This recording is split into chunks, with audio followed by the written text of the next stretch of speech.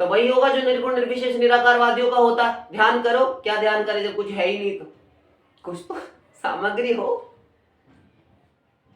तो बनाता तो केवल ब्रह्मा है, जिसने ये नथिंग से सारा संसार रच दिया। ऐसा बुद्धिमान ब्रह्मा, जिसके बनाए हुए इस ब्रह्मांड में, और ब्रह्मांड के अंतर्गत, ब्रह्मांड अंतर्गत जो जितने तुम्हारे ग्रह हैं, नक्षत्र हैं, उन पर भी अभी तुम्हारे विमान नहीं जा पाए और कभी नहीं जा पाएंगे। लिख लो, इस ब्रह्मांड का इतना विस्तार है। और यद्यपि ये सबसे क्षुद्र, सबसे छोटा ब्रह्मांड है, ऐसे ब्रह्मा के मन मस्तिष्क बुद्धि की था कोई क्या पा सकता है, लेकिन ऐसा ब्रह्मा समर्पण किए दे रहा है। भागवत प्रथम स्कंद के हमने डिटेल करके उस श्लोक का अर्थ बताया। वो ब्रह्मा नहीं समझ सका वेद को, उसने बारंबार पुनः पुनः चिंतन स्वाध्याय किया, नहीं समझ सका, चारों खोपड़ियों में दर्द होने लगा।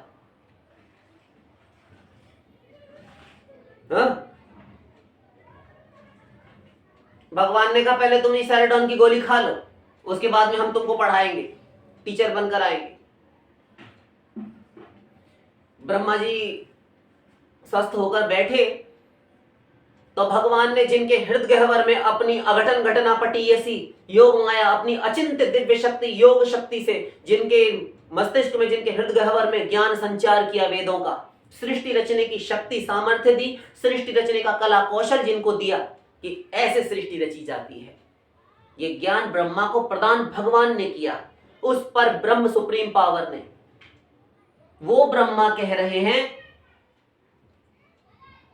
अनादिरादिर गोविंद सर्व कारण कारणम।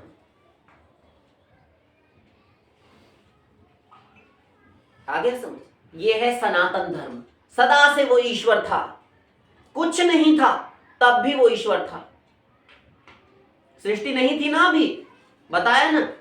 और ब्रह्मा ने ज्ञान प्राप्त किया, वेदों को समझा, क्योंकि वेद को ब्रह्मा नहीं समझ सकते, कोई नहीं समझ सकता, केवल महापुरुष और एक भगवान।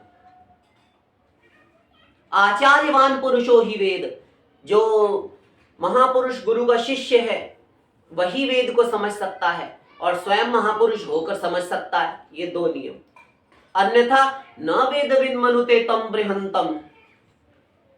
शाठ्यायनी उपनिषद, जो वेद को नहीं जानता वो उसे नहीं जान सकता। तो उसे जानने का अर्थ है वेद को इसने जान लिया होगा, और जिसने वेद को नहीं जानता, उसने नहीं ज्ञान जिसको वेद का, वो उसको नहीं जान सकता। अर्थात वेद का ज्ञान कंपलसरी है उस ब्रह्म को जानने के लिए, उस भगवान को जानने के लिए, भगवत तत्व को, परमात्मा तत्व को जानने के लिए। तो तुम्हें वेद का ज्ञान है तो तुम भगवान को जान सकते हो, तुम्हें वेद का ज्ञान नहीं है, नहीं, बिल्कुल नहीं, शब्द ही पहली बार सुन रहे, आप नहीं जान सकते, क्योंकि वेद में भगवान का ही लौ कहा गया है। समझ गए? और वो भगवान सनातन है, ये भी अभी हम सिद्ध कर चुके हैं। तो स्वयं भगवान या ब्रह्म या राम या कृष्ण सनातन तत्व, क्योंकि अभी ब्रह्मा बाद में आए, सनातन तत्व सदा से था। धर्म मत भक्ति कृत प्रोक्ता, उद्धव धर्म मेरी भक्ति से युक्त जो धर्म हो वो ही धर्म सनातन है, उसी को धर्म कहा गया है। श्री कृष्ण सदा से थे और वो ब्रह्मा उस ज्ञान को प्राप्त करके उन श्री कृष्ण की ही भक्ति कर रहे हैं। ईश्वरः परमः कृष्ण सच्चिदानंद विग्रह अनादिरादिर गोविंद सर्व कारण कारणम। अपना ग्रंथ ब्रह्मा जी ने ब्रह्मलोक में बैठकर लिखा और लिखते हैं अनादिरादिर गोविंद। अनादि है, आदि है, अर्थात प्रारंभ भी उन्हीं से है, और जब आदि नहीं था उससे पहले अनादि, जो कभी प्रारंभ नहीं हुआ, ये सनातन नहीं तो और क्या है। गाल बजाने से कुछ नहीं होता, आधी अधूरी जानकारी सदा खतरे की निशानी होती है। इसलिए पूर्ण ज्ञान प्राप्त करके बैठो, उससे पूर्व बोलो मत, कुछ भी बोलने की आवश्यकता नहीं, और पढ़ पढ़कर तो बिल्कुल मत बोलो, क्योंकि जिस दिन शेर को सवा शेर मिल गया उस दिन तुम्हें मालूम हो जाएगा। ऊंट तभी तक बलबलाता जब तक पहाड़ के नीचे नहीं आता। हाँ, ईश्वर परमः कृष्ण, परम ईश्वर है श्री कृष्ण। राम है परम ईश्वर, रामस्तु भगवान स्वयं, वाल्मीकि रामायण। एते चांश कलापुंसा कृष्णस्तु भगवान स्वयं, भागवत प्रथम स्कंद। सब जगह कहा जा रहा है। तो जब ईश्वर कह दिया तो ईश्वर से हटकर भी क्या कोई सनातन तत्व होता है? कौन सनातन धर्मावलंबी मानेगा इस बात को? एक भी बोले? हमारे सारे सनातनी जो सही सही सनातनी हैं वो इस बात को मानेंगे कि ईश्वर से बढ़कर कोई सनातन तत्व हुआ ही नहीं करता, ना हुआ ना होगा। फिर तुम किस सनातन तत्व की बात कर रहे हो? रामकृष्ण सनातन नहीं तो और क्या है? और उन्हीं की भक्ति सनातन तत्व है सदा से। और स्वयं वही सनातन तत्व जब ईश्वर राम और कृष्ण के रूप में उतर आया, और अभी स्तुति वेद ने की थी राम जी के राज्याभिषेक के समय, श्री कृष्ण की स्तुति क्या की? द्युपतय एव तेन ययुरंत मनंत तया त्वमपि यदंतरांड निचयाः ननु सावरणाः। भागवत दशम स्कंद का 87वां अध्याय पढ़ लेना, पूरा वेद स्तुति से भरा पड़ा है। ये सब वेद स्तुति कर रहे हैं श्री कृष्ण की, भगवान की।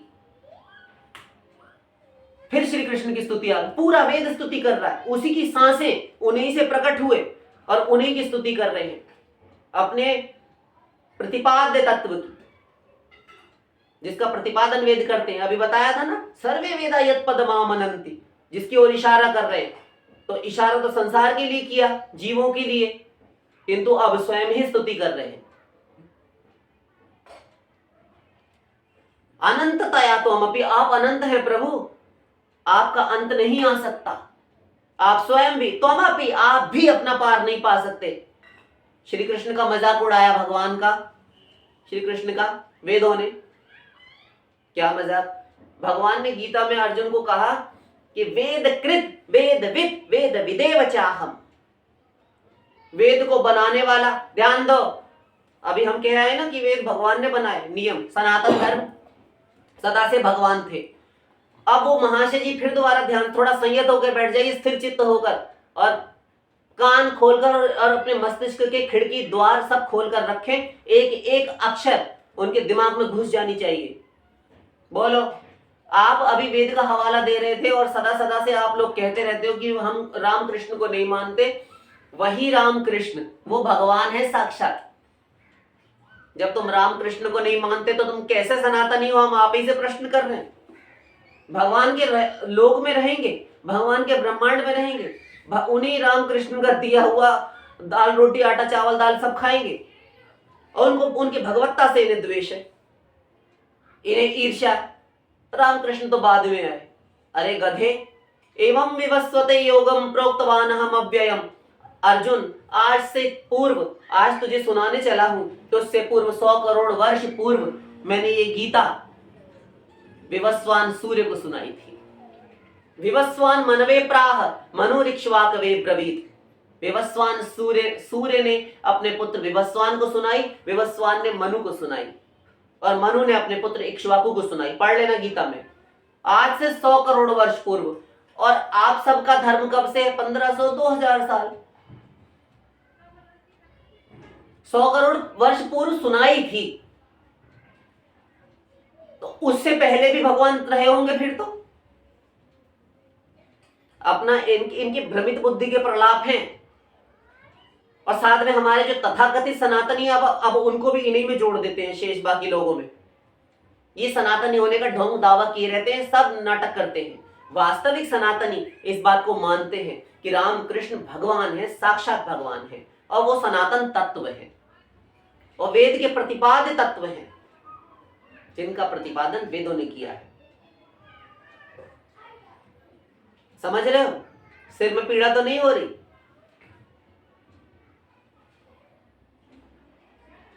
तो भगवान ने कहा कि वेद कृत वेद विद वेद विदेव चाहम। ब्रह्मा नहीं समझ सका ना, क्योंकि वो जाकी सहज श्वास श्रुति चारी, भगवान की सांसें हैं, और भगवान ने वेदों को बनाया। और भगवान की वस्तु जो भी होती है, सब कुछ उनका नाम रूप लीला गुण धाम संत भक्त परिकर, और भगवान से संबंधित जो जो वस्तु पदार्थ है वो सब अनंत होता है।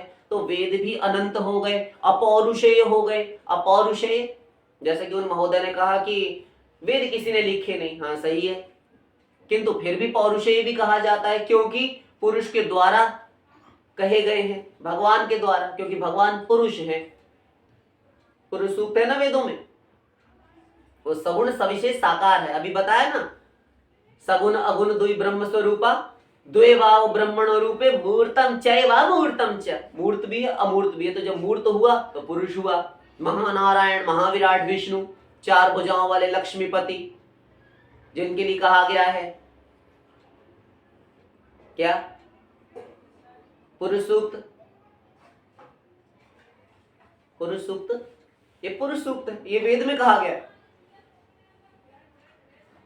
बता, इससे स्पष्ट और उदाहरण क्या चाहिए आपको?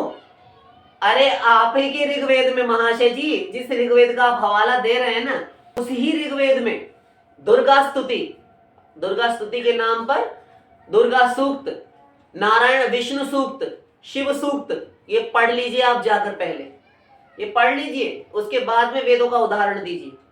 हम उपनिषद नहीं बोल रहे, हम सीधे सीधे वेद की बात कर रहे हैं, जिनको कि आप कहते हैं ऋग्वेद। ऋग्वेदोक्त देवी सूक्तम, लो, ऋग्वेदोक्त श्री सूक्तम, ओम हिरण्यवर्णाम हरिणीम सुवर्ण रजतस्त्रजाम चंद्राम हिरण्यमयीम लक्ष्मीम जात वेदो म आवह। ये सब ऋग्वेदोक्त हैं। तो जब क्यों जी, जब वेद निर्गुण निर्विशेष निराकार ब्रह्म का ही प्रतिपादन करते हैं, दुर्गा और ये लक्ष्मी और ये नारायण विष्णु, ये कहां से आ गए? जो पुरुष सूक्त चल रहा है और देवी सूक्त चल रहा है, देवी अथर्वशीर्ष, सर्वे देवा देवी मुपतस्थु कासितो महादेवीति सा ब्रवीत अहम ब्रह्म स्वरूपिणी मत्तः प्रकृति पुरुषात्मकं जगत् शून्यं च अहमानन्दानानन्दौ अहम विज्ञान विज्ञाने अहम ब्रह्मा ब्रह्मणि वेदितव्ये अहम पंचभूतान्य पंचभूतानि अहम अखिलं जगत् वेदोहम अजाहम अनजाहम अधश्चोर्ध्वं च तिर्यक्चाहम अहम रुद्रेभिर्वसुभिश्चरामि अहमादित्यैरुतविश्वदेवैः अहम मित्रा वरुणा बुभौ बिभर्मि अहम इंद्राग्नि अहम अश्विना उभौ अहम सोमं त्वष्टारं पूषणं भगं दधामि द्रविणं हविष्मते सुप्रावे यजमानाय सुन्वते अहम राष्ट्री संगमनि चिकितुषी यज्ञानां प्रथमां इत्यादि। ये देवी कह रही, सर्वे देवा देवी मुपतस्थु, सारे देवता देवी के इर्द गिर्द निकट आ गए। कासितो महादेवी थी, हे महादेवी आप कौन हो, तुम कौन हो? तो सा ब्रवीत, वो बोली, देवी बोली, वेद में, ऋग्वेद में पढ़ लेना आंखें खोल के, अहम ब्रह्म स्वरूपिणी। ये वेद में जो ब्रह्म कहा गया है ना, वो ब्रह्म 5 रूपों में अभिव्यक्त होता है। ये पंचदेव उपासना हमारे शास्त्र में कही गई है, सूर्य उपासना, गणपति उपासना, शक्ति की उपासना और शैव उपासना और नारायण विष्णु की उपासना। गाणपत्य, सौरी और शैव, शाक्त और वैष्णव हो गए। वो पर ब्रह्म ही इन 5 रूपों में अभिव्यक्त होता है, प्रकट होता है।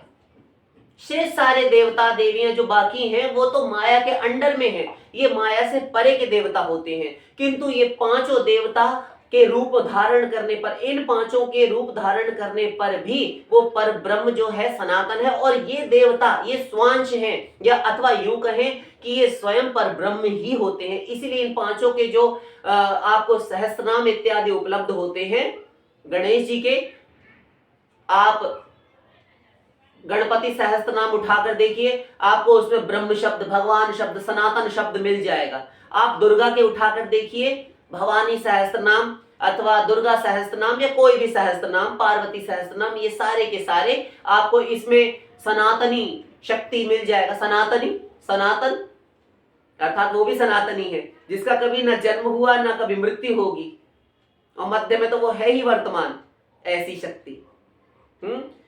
आगे आइए, सूर्य सदा से थे हैं और रहेंगे। हम इस सूर्य की बात नहीं कर रहे, ये ध्यान रखना।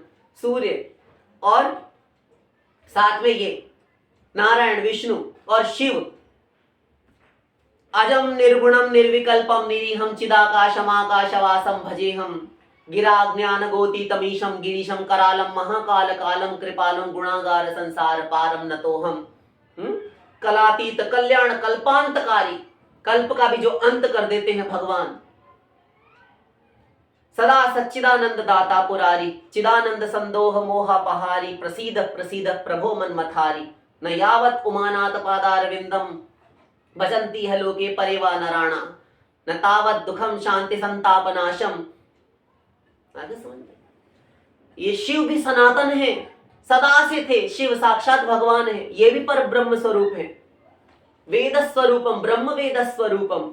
रामायण का रुद्राष्टक पढ़ लेना जाकर घर पे, तुलसीदास जी की रामायण में उत्तरकांड में ये रुद्राष्टक है, काकभूषुंडी करुण संवाद के अंतर्गत आया है, पढ़ लेना। ब्रह्म वेद स्वरूपम, आपके वेद स्वरूप भी हैं, तुम्हारे ब्रह्म स्वरूप भी हैं महादेव, और वो दुर्गा भी अहम ब्रह्म स्वरूपिणी। सब कह रहे हैं, ये 5 देव हम कह रहे हैं, हम इंद्र चंद्र वरुण इत्यादि को नहीं कह रहे, जो यमराज इत्यादि है, ये वो तो 33 प्रकार के देवता। हम पंच देवों की बात कर रहे हैं, ये साक्षात वो जो पर ब्रह्म है, वेद का प्रतिपाद्य तत्व, वो पर ब्रह्म जो सनातन धर्मावलंबी जिनकी उपासना आराधना करते हैं, वो सनातन धर्म और ये सनातन देवता ये सदा से थे, हैं और रहेंगे, सदा रहेंगे, क्योंकि ये कभी प्रकट ही नहीं हो, इनका कभी जन्म नहीं होता, इनका कभी मरण भी नहीं होगा, ये सदा से थे। हाँ, अपने अपने कारण में कार्य अवश्य लीन होता है, कार्य अपने कारण में अवश्य लीन होता है। इनका कारण कौन? श्री कृष्ण। ये प्रकृति पुरुष में लीन हो जाएगी, पुरुष किसी में लीन नहीं होता। आशा करते समझ गए होंगे। तो वेद को कोई नहीं समझ सका, वो ब्रह्मा भी नहीं समझ सका, तो भागवत के प्रथम स्कंद के प्रथम अध्याय के प्रथम श्लोक से आपको बताया गया कि उस वेद का ज्ञान ब्रह्मा जी के चारों सिरों में, मस्तिष्क में, हृदय गह्वर में उन भगवान ने अपनी अचिंत्य पराशक्ति योग शक्ति से प्रदान किया। बैठकर नहीं पढ़ाया, बोलो बेटा। स्वस्ति न इंद्रो वृद्धश्रवाः स्वस्ति न पूषा विश्व, अचिंत्य योग शक्ति से भगवान ने ज्ञान करा दिया, सृष्टि का कला कौशल रचना का दे दिया। समझ गए? तो ये हुआ हमारा सनातन धर्म। तो भगवान कह आए थे, वेदों ने मजाक बनाया भागवत जी में,